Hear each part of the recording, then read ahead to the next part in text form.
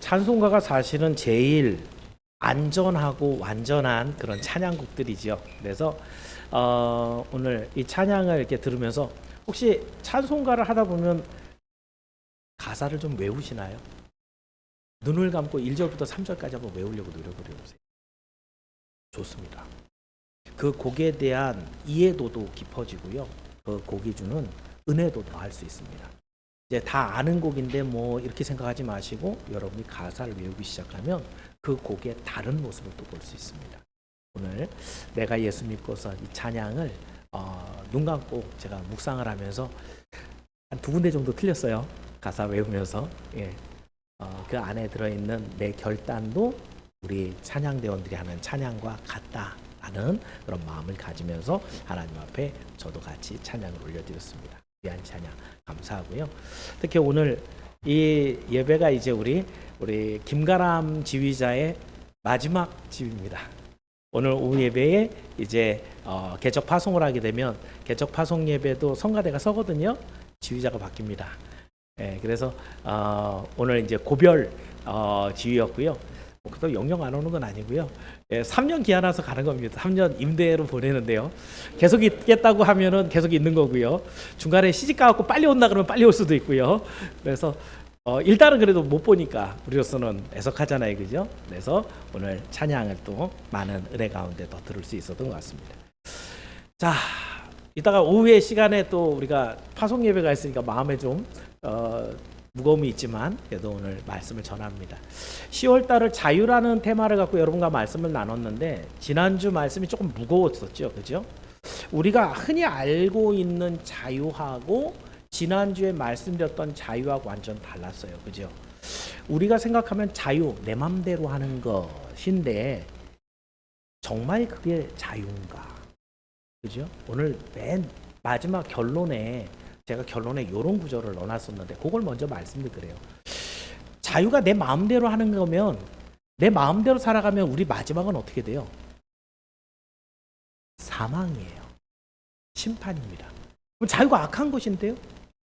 결과가 악한 것이 나오면 그 자체도 나쁜 것이 되는 거죠. 그죠? 하나님이 그 나쁜 것을 주셨을 리가 없지요. 우리가 지난주에 하나님의 형상대로 만들어진 우리에게 하나님이 특별하게 우리에게 주신 것이 하나 있는데 그것이 자유라 그랬어요. 다른 짐승에게는 없는데 사람에게 준 이 자유가 그걸 갖고 뭘 하라고 하나님이 하셨느냐? 하나님이 창조한 이 세계를 다스리고 정복하라. 하나님의 나라를 이루어가라. 이게 진짜 자유란 말이에요. 그죠? 그런데 우리가 그 자유 의지대로 열심히 감당해서 살아가면 하나님 주시는 기쁨과 은혜와 영광과 축복과 하나님의 상급과 놀라운 것들이 다 있는데 근데 오늘 할 얘기는 좀 달라집니다. 그게 자유였는데 여러분이 지금 생각하면서 내가 생각하는 자유랑 좀 다른데? 그렇게 뻑뻑하고 하나님의 말씀대로 살아가는 로봇 같은 삶을 나한테 자유라고 자꾸 세뇌를 시키시는데 왜 그렇게 말씀하시나? 오늘은 그래서 그 자유를 언제부터 어떻게 잃어버리고 그 자유가 어떻게 변질되었는가? 오늘 그 얘기를 여러분과 나눕니다. 자, 아쉽게도 여러분 창조를 받은 첫 번째 사람 아담과 하와는 이 자유를 올바르게라는 얘기는 하나님의 말씀대로 자유를 사용한 걸 얘기해요. 올바르게 자유를 사용한 기간이 언제까지일까요? 어느 순간 깨져요? 선악과를 먹고 쫓겨나는 순간 그 자유를 어떻게 보면 훼손하고 그리고 잃어버리게 된단 말이에요. 그럼 시간적으로 볼까요? 얼마나 오랫동안 그 자유를 누렸을까? 정확한 시간 잘 모르겠어요. 왜냐하면 기껏 나와 있는 게 세 번째 아들인 셋을 낳았을 때 아담의 나이가 130세였어요. 여러분 셋을 그냥 낳을 수는 없잖아요. 뱃속에 10달은 있어야 되죠. 그죠? 근데 셋을 낳기 전에 무슨 일이 있었죠? 가인이 아벨을 쳐 죽입니다. 그럼 애기들 뭐 한 5살이 싸우다가 아니겠죠? 최소한 여러분이 10대의 촉법소년이 이렇게 믿고 싶진 않지요? 최소한 얘네들이 그래도 한 20대 정도는 돼서 자기 생각이 있어갖고 가인이 아벨을 쳐 죽였다고 한다면 그 시간이 또 지났지요. 가인과 아벨도 태어나야 되잖아요. 가인도 10달 걸리고 아벨도 10달 걸리고 그 사이 인터벌도 필요하고 그럼 최소한 제가 볼 때는 한 25년? 130살 될 때까지 그 사이 기간이, 왜냐하면 그리고 나서 바로 앞에 무슨 일이 있어요? 선악과 따먹고 이 에덴에서 쫓겨남. 그 다음에 가인과 아벨을 낳고 죽이고 셋을 낳고 130세. 그러면 이게 이 쫓겨나고 나서 이 시간이 최소한 25년 정도 걸린다고 하면 기껏해도 아담이 그 자유를 갖고 누렸던 시간은 많이 잡아봐야 100년 안팎. 내가 설교문에 120년 정도, 120년 턱도 없어요. 그렇게 그 자유를 누려보지도 못했어요. 하나님이 주신 자유를 정말 적극적으로 활용해서 하나님 나라를 확장하는 데 사용한 시간은 100년을 넘기지 못했다는 것이죠. 자, 그렇다고 한다면 여러분, 오늘 우리는 이 가인과 아벨의 이 사건을 통해 갖고 어떻게 우리의 자유가 훼손되었는가를 생각할 것인데, 그러기 전에 어떻게 보면 우리는 범죄한 현장서부터 왜 범죄를 하게 됐는가부터 확인해야 될 것입니다. 오늘 그래서 우리가 다시 여러분에게 돌아가서 본다면, 하나님의 말씀을 잃어버리고 내 마음대로 살아간 것을 자유라고 여겨서 그렇게 자유를 누리고 살아가는 사람들이 얼마나 비참한 인생들인가를 확인하셔야 돼요. 그리고 하나님이 주신 자유를 회복하는 일이 얼마나 중요한 일인가, 이것을 발견하셔서 오늘도 하나님의 말씀을 여러분 가슴 중심에 두시고 그 말씀에 따라 하나님의 자유를 만끽하며 살아가는 여러분이 모두 되기를 주의 이름으로 축원합니다. 그래서 오늘 드리는 말씀 제목을 자유를 잃고 죄에 빠진 인생, 어떤 사람이 되었는가, 어떻게 이 자유를 잃어버렸는가, 세 가지 봅니다. 첫 번째는 하나님을 버린 불순종이 죄의 세계를 열어버립니다. 자, 아까 말씀드린 것처럼 가인의 범죄를 말하기 전에 우리는 이 세상에 어떻게 죄가 들어왔는가를 봐야 됩니다. 여러분이 잘 아는 대로 창세기 3장에 있는 하와가 뱀의 이 속임을 받고 선악과를 따먹는 그 장면이죠. 너무너무 잘 알지만 여러분 여기를 한번 면밀하게 한번 읽어보시겠습니까? 창세기 3장 6절 말씀인데, 이 대목이 이제 하와가 죄를 선택하는 기준이 됩니다. 자, 3장 6절 한번 읽어볼게요. 시작.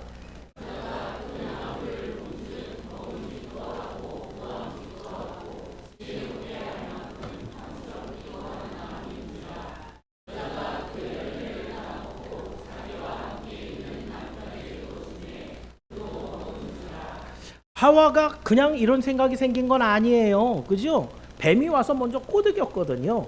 그런데 그 얘기를 듣고 나서 보니까 죄 짓는 저 일이 너무너무 좋아 보인 거예요.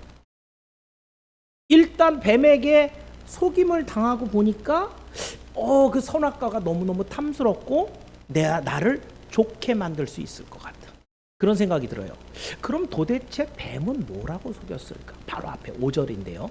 5절도 한번 읽어볼게요. 시작.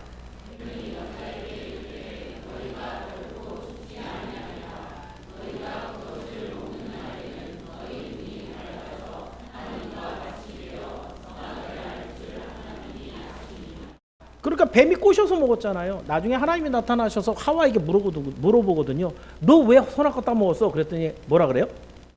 뱀이, 하나님이 만들어 놓은 뱀이 나를 꼬셨어요. 그래서 나를 속여서 내가 그거 넘어갔어요. 그러니까 누구 잘못이라는 거예요? 1차적으로는 뱀의 잘못이고, 또 2차적으로는 뱀을 만들어서 나한테 보내신 하나님, 당신이 잘못한 거예요. 이거죠. 책임을 지금 전가하고 있습니다. 그죠? 그런데 여러분, 당시에 죄를 지을 방법이 뭐가 있었을까요? 제가 자주 우리 젊은 친구들하고 얘기할 때 코끼리 다리를 넘어뜨려 갖고선 부러뜨린다고, 그건 죄가 아니었어요. 그죠? 호랑이의 수염을 몽땅 뽑아버린다 그래도 그게 죄가 아니었어요. 죄를 지을 수 있는 방법은 유일하게 딱 하나만 있었어요. 그죠? 하나님이 금하신 선악과를 따먹는 것 하나만이 죄였어요. 그런데 이 하와는 뱀이 속였던지 자기가 잘 몰랐던지 그 일을 범했고, 그래서 더 이상 그 죄에 대한 책임을 다른 사람한테 전가할 수 없는 그 죄의 책임을 져야 되는 위치에 있었습니다. 자, 그렇다면 여러분, 하와는 왜 죄를 지었을까요? 이거밖에 죄 짓는 게 없는데. 이 뱀의 한 얘기 5절을 다시 한번 여러분이 보시면 뱀이 뭐라 그래요? 네가 그것을 먹는 날에는 하나님과 같이 선악을 알 줄을 아심이라. 첫 번째는 하나님을 못 믿게 만들었어요. 사실은 네가 저 선악과만 먹으면 하나님처럼 되는데 네가 하나님이 되면 하나님 기분 안 좋거든. 그래서 하나님이 너 못 먹게 하려고 그 먹지 말라 그런 거야 라고 속였지요. 하나님을 불신앙하게 만들었어요. 그러면 이 선악과를 먹으면 어떻게 된다는 얘기예요? 하나님하고 똑같이 된다는 거죠. 두 가지가 들어있습니다. 하나는 하나님을 믿지 못하게 하는 불신앙과 하나는 하나님과 똑같이 되겠다고 하는 교만, 두 가지가 이 죄를 선택하는 기준이 됩니다. 여러분 한번 보시겠어요? 하나님께서 그러면 하와에게 이 죄를 짓지 말도록 분명히 먼저 얘기하셨잖아요. 창세기 2장 17절에 하나님 뭐라 그러셨냐면 한번 읽어볼까요? 2장 17절입니다. 시작.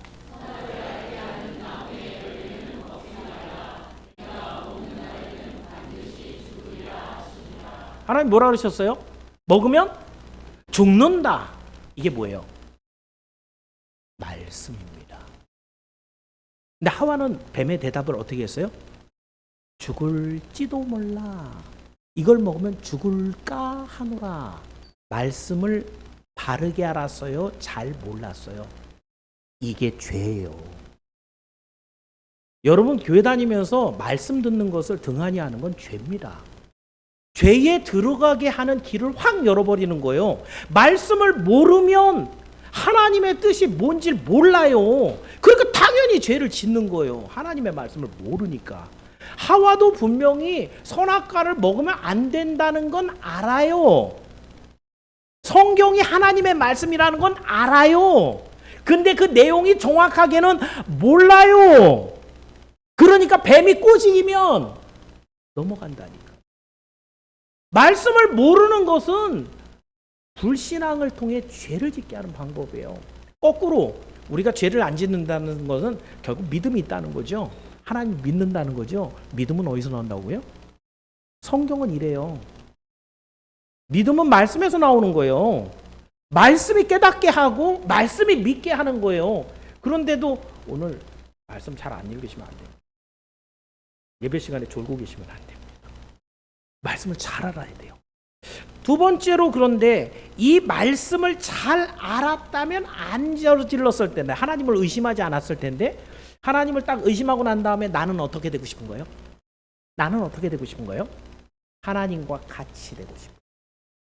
하나님과 같이 되려면 여러분 여기 제가 설교문에는 안 썼지만 하나님과 같다는 얘기는 뭐예요?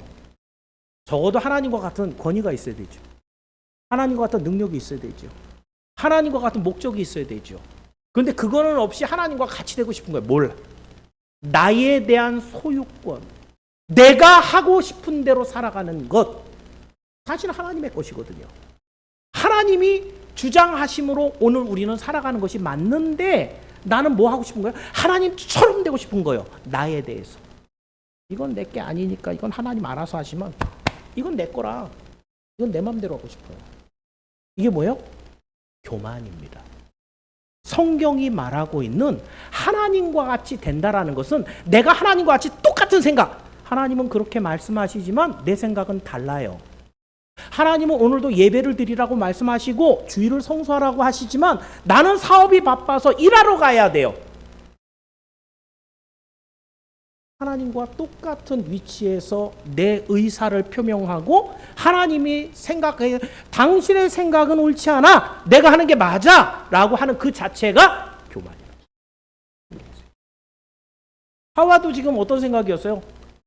그래 선악과만 먹으면 내가 하나님과 똑같이 돼갖고 더 이상 하나님을 쫓아다니면서 하나님 앞에 배울 필요가 없고 하나님과 똑같이 얘기하면 하나님 근데 저거는 왜 저런 거예요? 나는 이렇게 하는 게 더 좋은 것 같은데 하나님은 똑같이 되고 싶었던 거죠. 거기에서 죄는 시작됩니다. 여러분 오늘 우리가 죄를 범하는 과정도 똑같습니다. 불신앙과 교만 때문입니다. 그러니까 우리가 하나님의 말씀을 알려고 하지도 않고 알려고 하지 않으니까 믿지도 않죠.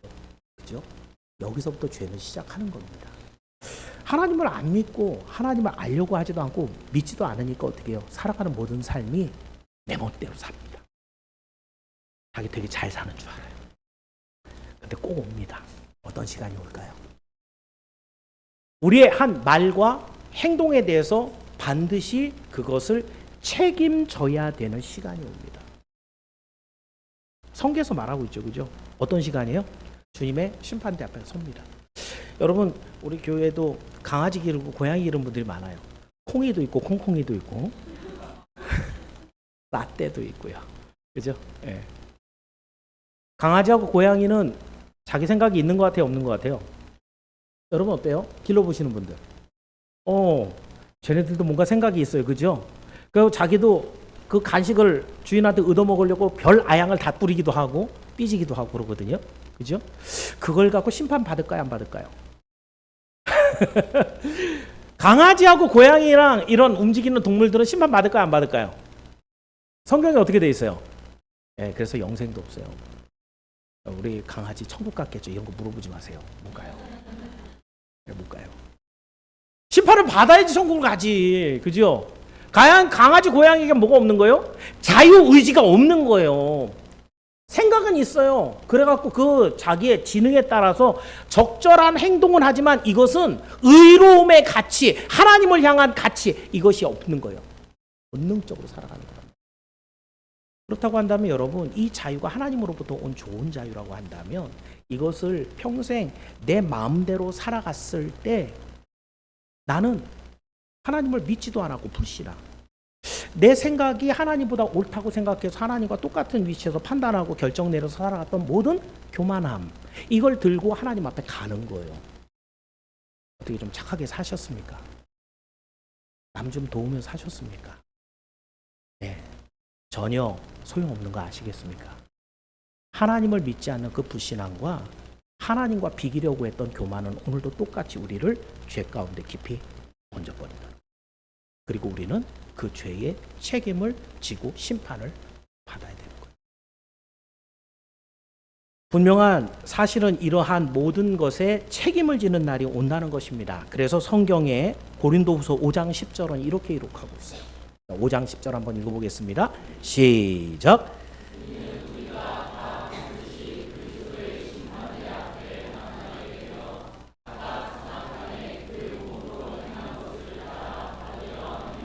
하나님의 말씀이에요. 하나님이 이렇게 써놨으면 이렇게 되고만 말아요. 이것은 중간에 안 될 수도 있고 이런 게 전혀 없어요. 무조건 되는 거예요. 근데 그 마지막에 보니까 선악간에 그 몸으로 행한 것에 대해서 따라받는다. 그러면 여러분 선하게 행했다. 즉 내가 갖고 있는 자유의지를 하나님의 뜻대로 말씀에 기준을 두고 순종하며 살아갔다. 예수님 잘 믿었다. 그러면 어떻게 되죠? 심판 때? 왜? 칭찬받죠. 상급받죠. 영생 가운데 들어가죠. 그죠? 반대로 하나님을 말씀을 무시하고 내가 살고 싶은 대로 살았다. 그럼 어떻게 돼요?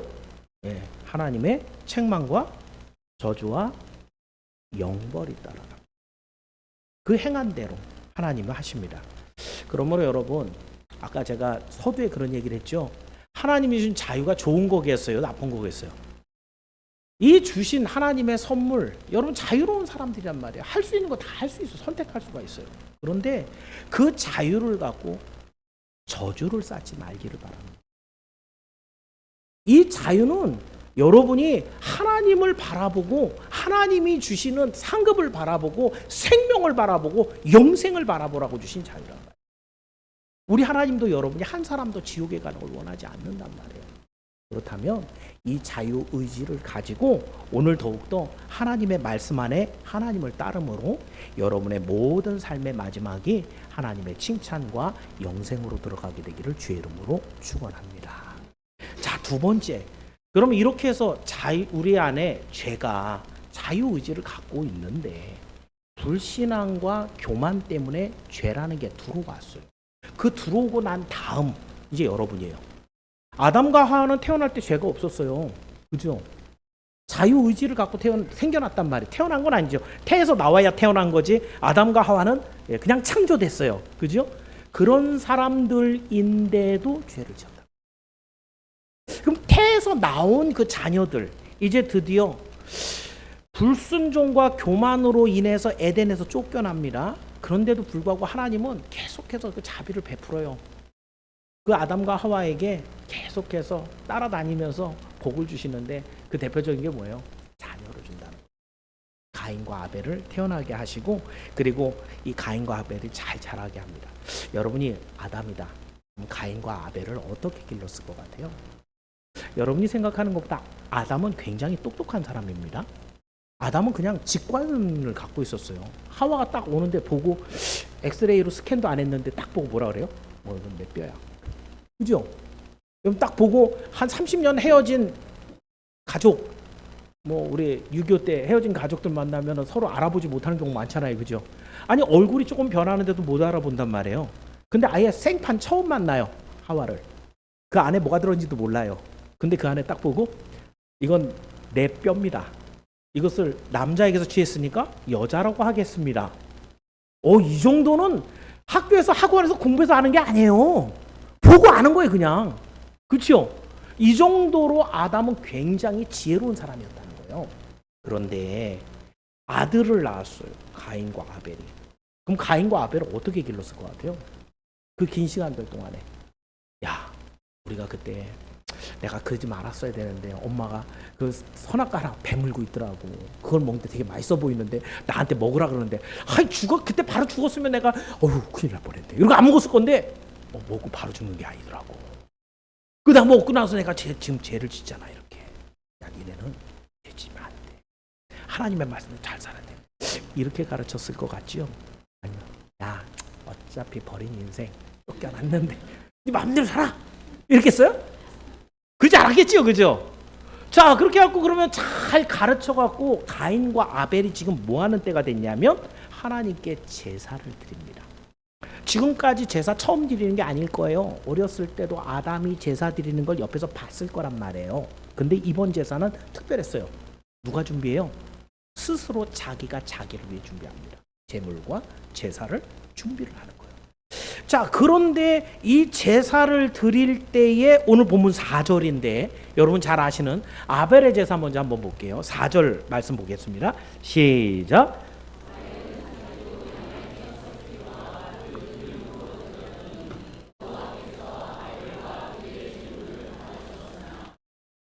자, 여기 보시면 아벨은 양의 첫 새끼와 그 기름으로 드렸다. 앞에 3절에서는 가인은 땅의 소산으로 드렸다. 여기에서 이제 사실은 왜 가인의 제사는 안 받았느냐라는 질문에 대한 얘기들이 분분해요. 근데 어떤 학자들은 아벨의 제사는 피가 있었으니까. 그게 무슨 말이냐면요. 당시에 아담이 어느 정도 똑똑했느냐. 우리의 죄는 피 흘림이 없으면 사함을 받지 못한다는 것까지 알고 있었다는 그런 견해를 피력하는 거예요. 그래서 피가 없이는 구원함을 받지 못한다. 이걸 아마도 아들들에게 가르치지 않았겠느냐. 근데 이게 약간은 좀 논리가 떨어지는 게 뭐냐 하면 그러면 가인은 무조건 양을 길렀어야 되거든요. 그죠? 그럼 가인이 드릴 수 있는 제물에는 온전한 제물이 있을 수가 없거든요. 그런데 또 한 가지는 오늘 성경의 본문에 보면 가인과 아벨의 제물에 대한 특징을 기록하고 있어요. 아벨의 제물은 첫 새끼라는 단어가 가장 귀하다는 뜻이에요. 그 기름이라는 건 온전하게 다 드렸다는 얘기예요. 땅의 소산이라고 했을 때 여기는 불특정 다수를 얘기하는 일반 관사가 써 있어요. 그러니까 뭐예요? 그냥 생각 없다는 거죠. 에휴, 제사 드려야 되니까 그냥 땅의 소산 중에 가져와서 이렇게 드렸다는 것을 문장이 얘기해 주고 있어요. 근데 이것에 대한 구체적인 답을 어디서 주느냐? 히브리서가 이렇게 주깁니다. 자, 11장 4절 말씀 히브리서인데요. 한번 읽어볼까요? 시작.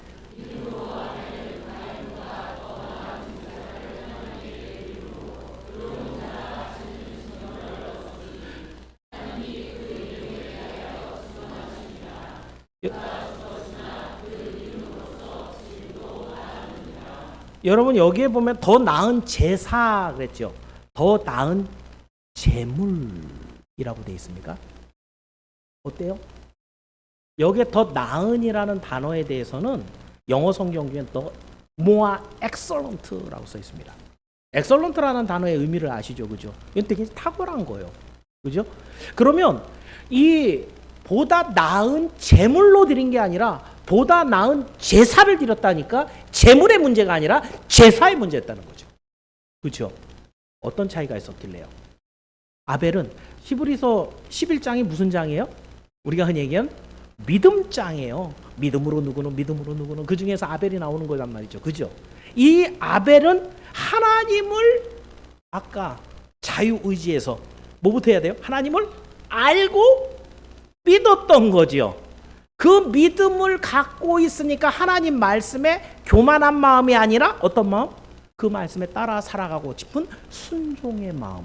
그러면 하나님 앞에 드리는 제사는 어떻게 되는가? 내 마음과 정성과 모든 것을 다해서 최선을 다한 정결하고 깨끗한 제사. 이걸 마음에서부터 준비한 거죠. 우리 주님이 뭐 헌금 많이 한다고 좋아하세요? 두랩돈 갖고도 이 여인이 제일 많이 넣었다. 왜? 자기가 갖고 있는 전 재산을 넣었다. 그 정성이 거기에 다 담겼다는 거예요.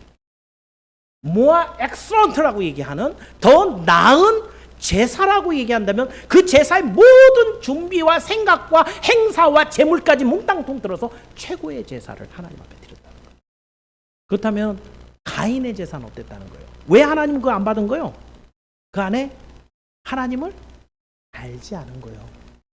하나님을 온전하게 믿지 않은 거예요. 아, 이거 태워갖고 그냥 다 없어질 건데 이거 하루 두 끼는 먹겠구만.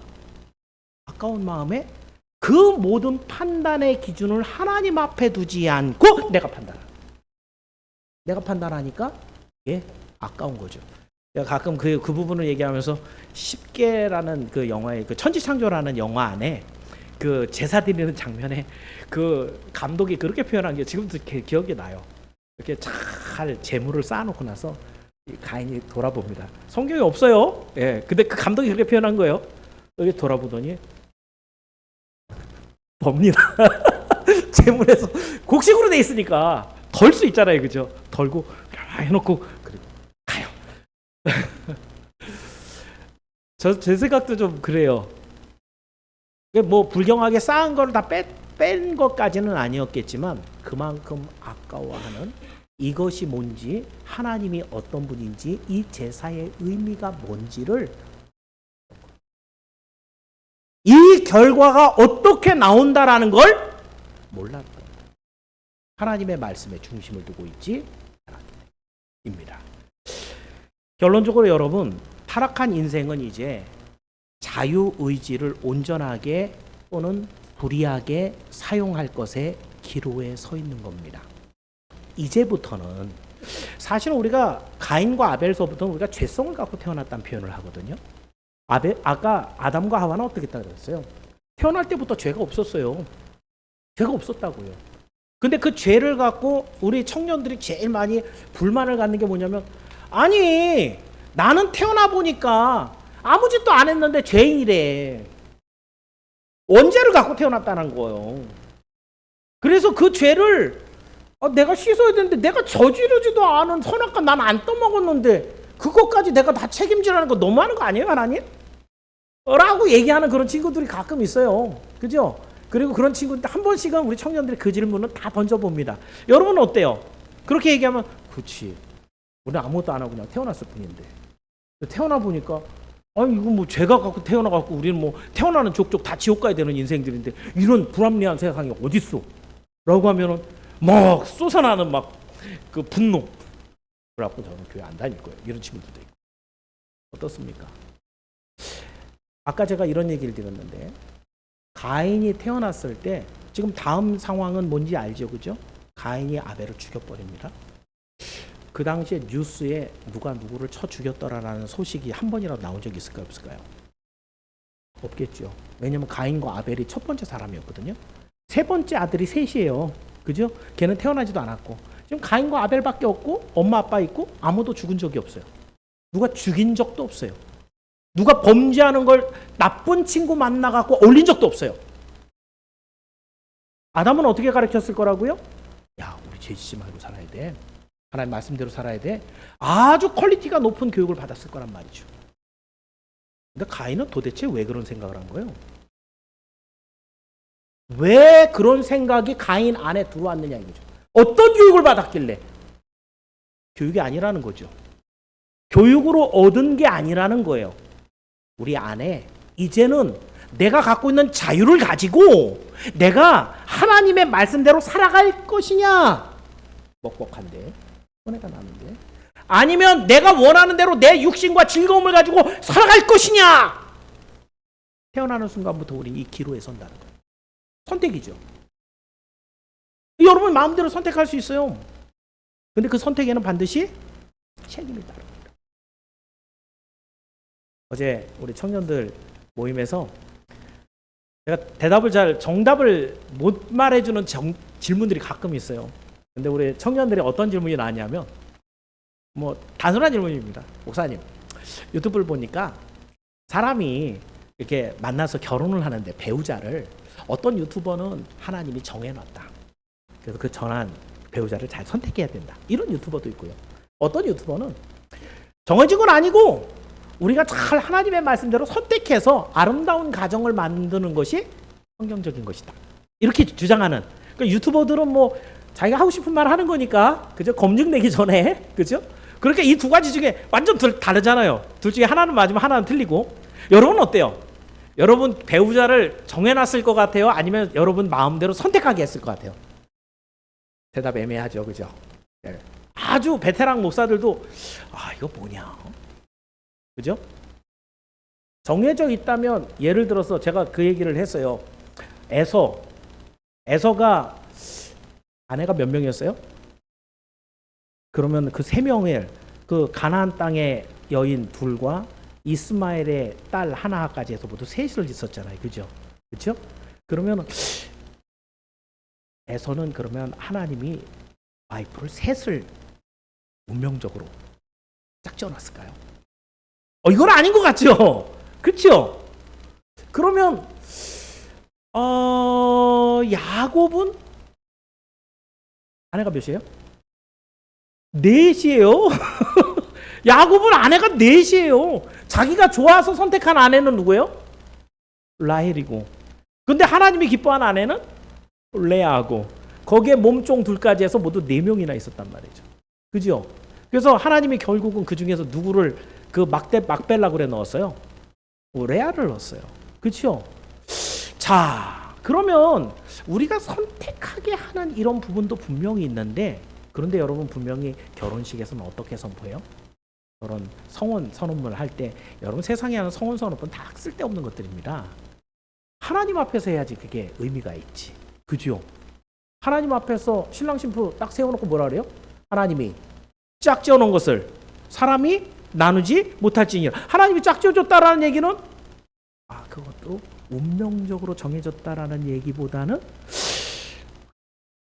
정하길 기뻐하셨다는 얘기가 될 수도 있는데, 이게 운명론으로 가기엔 좀 애매한 것도 있고, 그렇다고 하나님이 나는 새도 한 마리 그냥 떨어뜨린 적이 없는데 이렇게 귀하고 복된 사람들을 아무나 네가 원하는 대로 골라서 거룩한 가정을 만들어 라고 무조건 선택에 놔뒀을 리도 없을 것 같고, 일부의 어떤 사람들은 결혼할 때 하나님, 저 여인이 내가 하나님이 주신 여인이 맞습니까? 기도해갖고 정말 증거를 갖고 결혼한 사람도 세상에 굉장히 많거든요. 그럼 뭐가 해요? 뭐? 네, 여기에서는 성경으로는 답을 주고 있진 않아요. 이게 결론적으로 제가 그렇게 했어요. 우리들의 책임은 선택에 있다. 그 책임에, 우리 선택에는 반드시 책임에 있기 때문에 선택을 어떻게 된다? 자유롭게 하는데, 그 자유가 뭐라는 거예요? 하나님의 뜻. 하나님 뜻은 뭔데요? 예수 믿는 사람 만나서 거룩한 가정을 만드는 게 하나님 뜻이에요. 여러분이 교회 안 다닌 사람 잡아갖고 전도해갖고 가정, 이건 없어요, 성경에. 율법에도 보면 이방인들하고 결혼시키지 말라는 얘기는 믿음 때문입니다. 그렇다고 한다면 여러분에게 확보되어 있는 건 뭐예요? 하나님의 말씀대로는 건 뭐예요? 믿음 있는 사람하고 결혼을 해서 하나님께서 원하시는 아름다운 거룩한 가정을 만드는 건데, 저 남자가 잘생겼어, 돈도 잘 버는데 교회는 안 다녀. 근데 내가 잘 꼬시면 교회는 다닐 것 같아. 그래서 결혼해요. 어떤 상황이 될까요? 이제 짱 믿음 갖고 있는 우리 집사님들은 내가 그럴 줄 알았으면, 지금 땅을 치고 후회하시는 분들도 아마 있을 겁니다. 내 생각이었다는 거죠. 교만이라. 하나님의 말씀을 믿지 않으니까, 내 생각을 하나님의 생각보다 똑같다고 여기고 어깨를 나란히 하니까 내가 그런 결론을 내리니까 그 책임 누가 져야 되는 거예요? 딴 말 하시면 안 돼요. 그죠? 근데 하나님의 말씀대로 해갖고 내가 선택을 했어요. 그랬더니 이 여자가 나보다 믿음이 더 좋아가고 제가 그래도 목사가 됐잖아요. 그죠? 저는 목사가 될 생각이 없었거든요. 하나님의 말씀대로 한 결정에는 후회가 없어요. 우리 하나님의 인도하심 속에 그 모든 책임까지도 하나님 져주시기 때문에. 그래서 여기에 있는 가인의 모습, 심지어 하나님께서 이 가인의 제사를 받지 않으실 때는 가인은 화가 났죠. 동생 거는 받고 내 거는 안 받고 그잖아요. 근데 하나님은 왜 그런 것인 거예요? 야, 너 잘못했어. 죄를 지적하면서 여기서 바꿀 수 있는 기회를 주는 거예요. 네 선택이 기로에서 하나님의 말씀대로 할 건지 네 멋대로 할 건지 이 선택이 잘못된 거야. 이쪽으로 가야지. 그 잘못된 것 같고선 가인은 쫓겨나지 않았어요. 그 잘못 선택한 것 때문에 너 다음부터 내 앞에 나오지 마. 이렇게 되지 않았단 말이에요. 가인은 적어도 그 죄를 하나님이 지적해 주셨을 때 뭐라고 했었대요? 하나님 잘못했네요 내가. 다시는 제가 그렇게 안 하고 아벨처럼 그렇게 예배를 드릴게요. 이랬어야 맞죠. 그랬을 때 죄의 결정은 가인처럼 오늘 우리도 육신을 따라갑니다. 여러분 이 말씀은 좀 깊이 한번 생각을 해보십시오. 오늘도 여러분 수많은 선택을 합니다. 밥도 먹을 때 메뉴도 선택해야 돼요. 몇 시에 친구랑 만날 때 5분 먼저 나갈 것 같아 이렇게 나갈 건가? 이런 것도 여러분 다 선택하잖아요. 그죠? 그 모든 선택에 책임을 져야 되는 거예요. 그런데 그 선택하는 모든 시간을 한번 보세요. 하나님의 말씀에 중심을 두고 하나님의 뜻대로 하고 있는 선택인지 아니면 일단 저질러 보고 일단 내키는 대로 내 마음대로 해보고 안 되면 말고 나중에 하나님 앞에 잘못했다 그러지 라고 하는 이런 삶을 살고 있는가. 오늘 하나님의 말씀이 여러분을 지적하면 기분이 나쁘고 그리고 그 죄로 더 달려가고 싶은 마음이 생기는 것도 사실이지만 그러나 조심하셔야 됩니다. 그 모든 일에 책임을 지셔야 됩니다. 이것을 기억하면서 여러분의 불순종과 교만은 저주를 하나님 앞에 가져다 놓는다는 걸 기억하면서 그 선택에 늘 하나님의 말씀을 먼저 생각해내는 여러분이 되기를 주의 이름으로 축원합니다. 자, 무거워졌죠, 그죠? 자유를 얘기하면서 완전히 감옥에 막 가둬놓는, 그죠? 자, 마지막으로 죄를 다스리지 못함으로 결국은 저주에 빠집니다. 자, 이렇게 불평하는 가인에게 하나님이 찾아옵니다. 그냥 내버려 두면은 계속 나빠질 거니까. 그래서 하나님 오셔서 말씀을 한마디 주실 때 7절 말씀이에요. 하나님이 굉장히 자비로우신 하나님이거든요. 자, 7절 한번 읽어보겠습니다. 같이 읽습니다. 시작.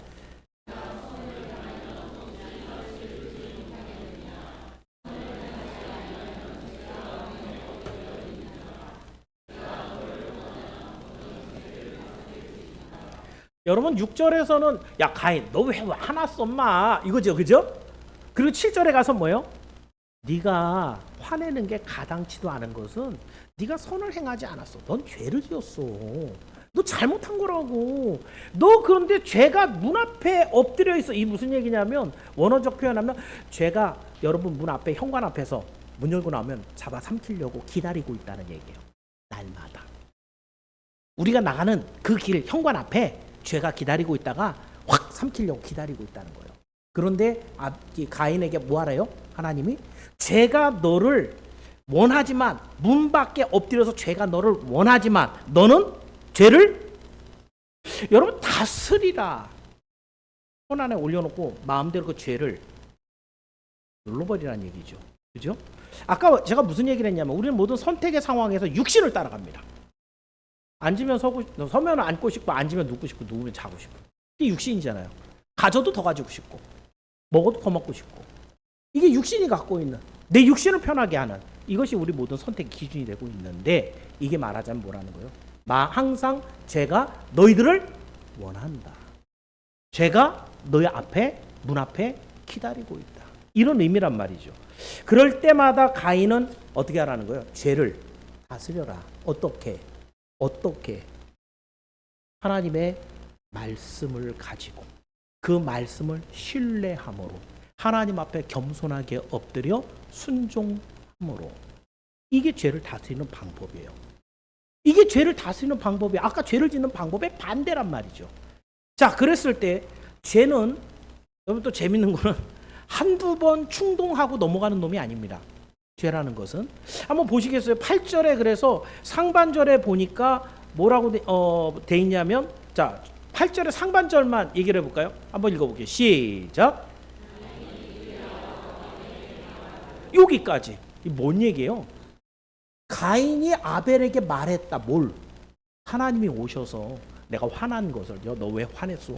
너 죄를 잘 다스려야지. 앞으로는 그러지 마. 이 얘기를 아벨에게 해줬다는 거예요. 이 얘기는 무슨 말일까요? 네, 가인이 은혜 받았다는 거예요. 자기가 죄 지은 것에 대해 하나님이 지적해 주시고 거기서 그러면 안 되는 거구나. 가인이 아벨에게 가서 야, 하나님이 나타나셔서 나한테 그렇게 제사 지내면 안 된대. 나도 너같이 이제 앞으로 좀 정성 들게 살라고 그렇게 얘기했던 것 같아요. 그런데 쉼표도 안 찍고 다음 구절 읽어볼까요? 쉼표도 안 찍고 다음 구절이에요. 읽어봅니다. 시작.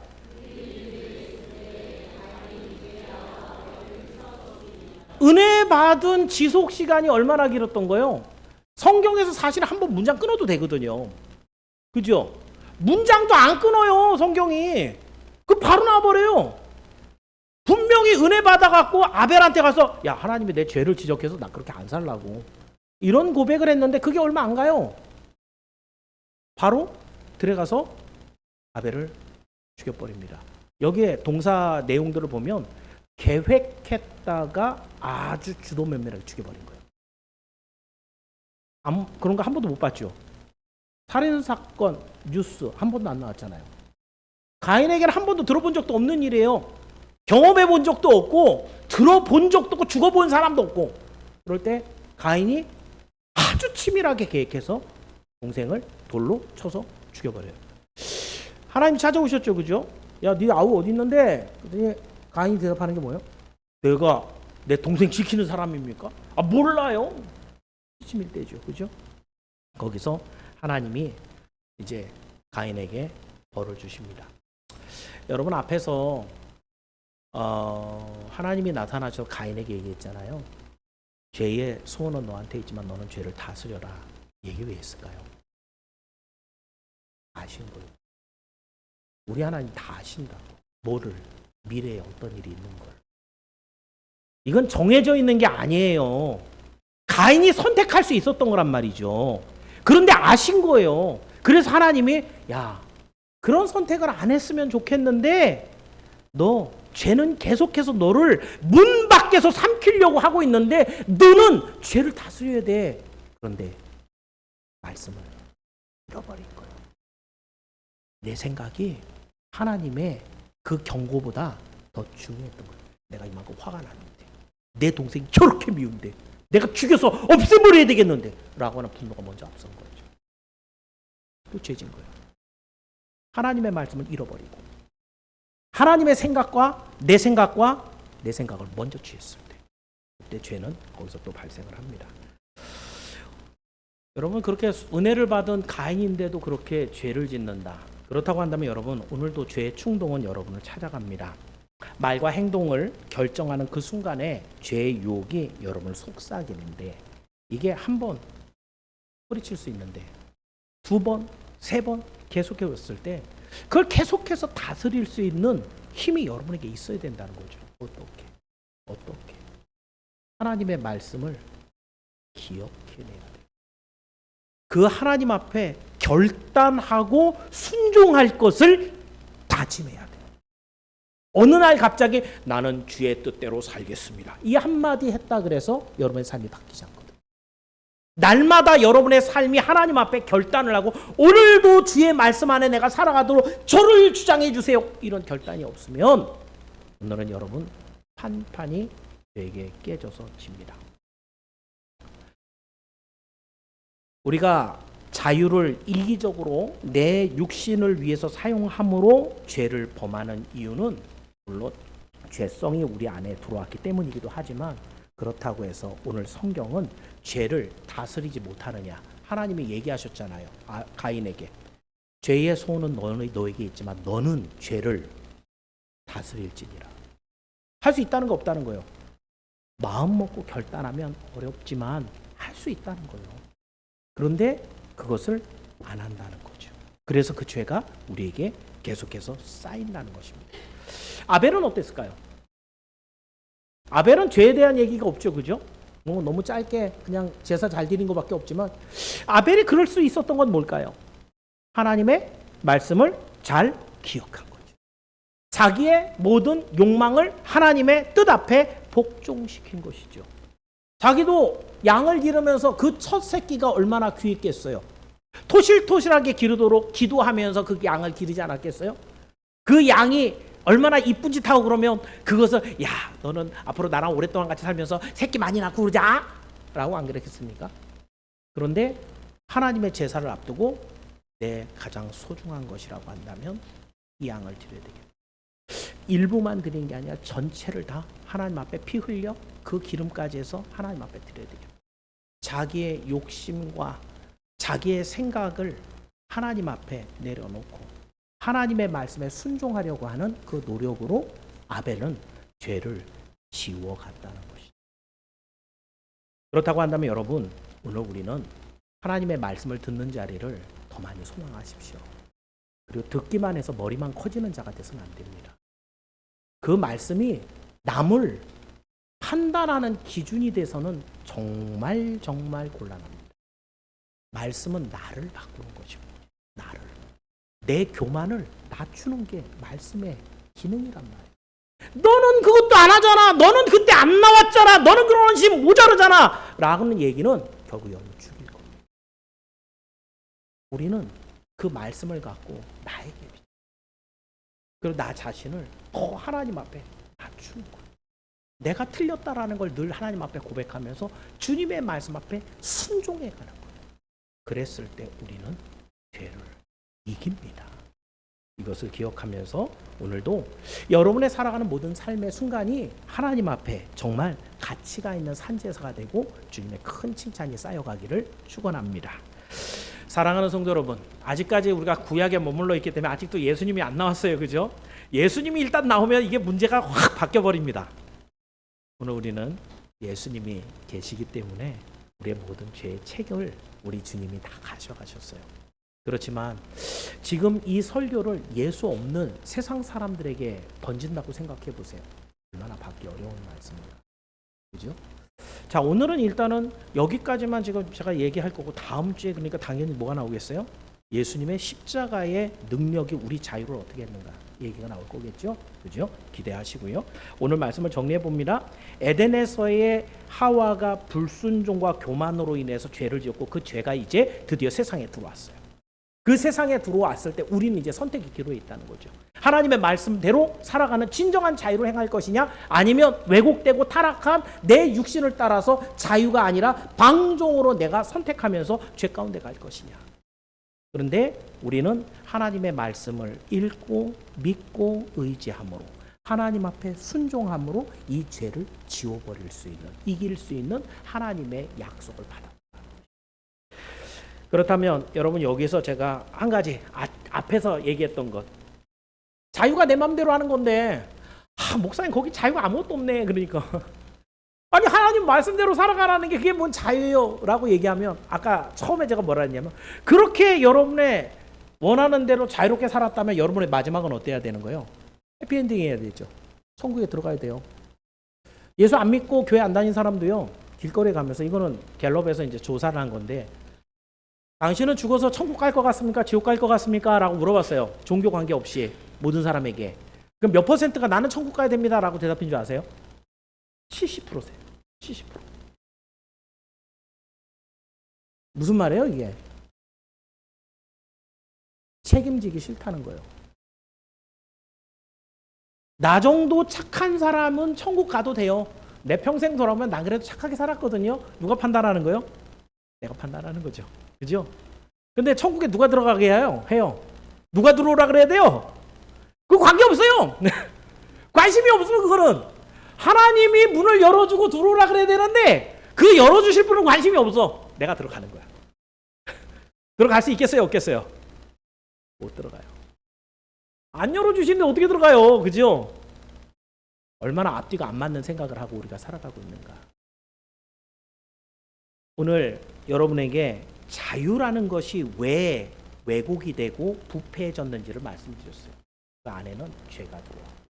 그 죄가 이제는 하나님의 말씀을 따라가고자 하는 적극적인 의사가 아니라 우리는 육신의 유혹을 받아서 자꾸 죄 쪽으로 가게 하는 죄의 속성을 갖고 태어나기 때문에 우리는 더욱 죄를 짓기 쉬운 사람들이 되어버린 것이죠. 그러면 어떻게? 이 죄를 이길 것이냐? 결국은 다음 주에 등장하시는 예수님밖에 방법이 없어요. 지금 우리는 목사마저도 지난 한 주간 죄 한 가지도 안 지었을 것 같아요. 하루에도 수십 가지 지었을 거예요. 다 세면은 막 지면을 다 채울 수 없을 만큼 어마어마한 죄들을 계속 지었을 것 분명해요. 그런데도 어떻게 이렇게 나와서 설교를 할 수 있는가? 예수님 때문이죠. 예수를 믿고 고백하는 자에게 그 죄를 용서해 주시고 그 십자가의 보혈이 우리의 모든 죄를 다 가져가셨다는 걸 믿는 그 믿음으로 우리가 구원을 받아요. 예수님을 믿는다는 건 이렇게 중요한 것이에요. 세례를 받는다는 것은 그 믿음을 확정지었다는 얘기예요. 제가 올해부터 세례 안 준다 그랬습니다. 세례 분명한 표가 없으면, 그래서 지금 거기에 먼저 걸린 친구가 우리 지석이하고 원빈인데, 내가 지석이하고 원빈이한테 야 이번에 세례 받아야지 라는 얘기 자체를 안 꺼냈어요. 왜냐하면 저 친구들이 주일 오후 예배 안 드리거든요. 이미 수준 미달이에요. 제가 세례를 받아야지 라는 얘기는 이미 믿음의 표가 있어야 돼요. 믿는 사람에게 세례를 주는 것이지 믿을 사람에게 주는 게 아니거든요. 먼저 세례 받은 분들도 긴장하셔야 됩니다. 그죠? 세례를 취소하지는 않습니다. 그렇지만 내가 세례 받은 게 이게 나이롱이구나 라가 되면 안 되겠잖아요. 세례 받은 표가 있어야 되잖아요. 여러분 이게 굉장히 중요한 것입니다. 여러분의 생각과 여러분의 판단보다 하나님의 말씀과 그 말씀의 순종함을 더 귀하게 여길 때 그 사람의 선택은 믿음의 모습으로 드러납니다. 이것을 기억하시고 한 주간 여러분 스스로 한번 돌이켜 생각해 보세요. 이번 한 주간은 여러분 한번 생각해 보세요. 내가 말을 할 때, 행동을 할 때 내 행동과 말이 여기서 나왔느냐? 여기서 나왔느냐? 여기로 자꾸 가려고 하면 그게 믿음이라는 거예요. 그게 믿음이라는 거예요. 자꾸 여기에서 나가면 난 아직 멀었구나. 그럼 어떻게 해요? 더 많이 엎드려야 돼요. 더 많이 말씀을 읽어야 돼요. 방법이 없어요. 기도원에 간다고 소용이 안 나요. 거기에서 하나님의 말씀이 여러분을 완전히 바꿔주셔야 돼요. 성령이 여러분에게 결단을 줘야 돼요. 그렇게 바뀐 사람이 드디어 믿음의 길을 걸어가는 거예요. 이것을 기억하면서 오늘 참 자유를 갈망하는 성도들이 되어서 여러분의 모든 삶을 하나님이 기쁘게 받으시고 그것으로 인해서 천국의 많은 상급과 칭찬을 쌓아놓는 여러분의 일생이 모두 되기를 주님의 이름으로 축원합니다. 기도하겠습니다. 은혜로우신 아버지 하나님 감사합니다. 범죄하여 에덴에서 쫓겨난 아담과 하와지만 그들에게도 자비를 베푸셔서 가인과 아벨을 주시고 범죄한 가인이지만 또 찾아가셔서 죄를 짓지 말라고 그렇게 권고하시는 우리 하나님의 그 지극한 사랑을 우리가 다시 한번 들여다봅니다.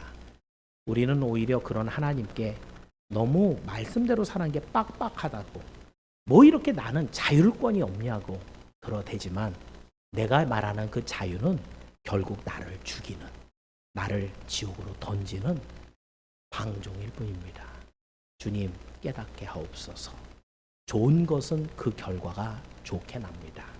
오늘 우리에게 하나님은 복음을 주셔서 우리에게 약속한 천국을 향하여 걸어가는데 그 길이 주의 말씀을 읽고 듣고 묵상하고 믿으면서 우리의 모든 삶이 하나님 앞에 나를 쳐서 복종시켜 주님의 뜻을 따르는 헌신을 통해 우리의 믿음이 드러난다고 한다면 오늘 우리의 선택하는 모든 자유는 주를 따르게 하여 주옵소서. 오늘도 주신 말씀을 가슴에 새기며 이 한 주간 통과할 때 오직 주의 성령이 함께 하심으로 선택의 모든 시간 주님을 기쁘시게 하는 우리 선행의 모든 지체들이 되게 도와주시옵소서. 예수님의 이름으로 기도하옵나이다.